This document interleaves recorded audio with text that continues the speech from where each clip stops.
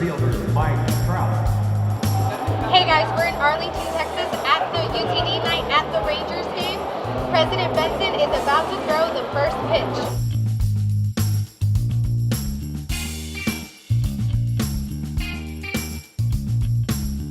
What is the relationship between UT Dallas alumni and the Rangers? Well, we were invited to the game. This was set up by our Vice President for Development and Alumni Relations. Kyle Edgington is his name. But it is his job to stay connected to the alumni of UTD. And we have 100,000 alumni, and 2/3 of them live in the Metroplex. So there's a lot of UTD graduates, in and around the Dallas-Fort Worth area. So this is a nice way for us all to get together on a fun event. This is a great way for people to come together on Labor Day, and we can't wait to come again next year.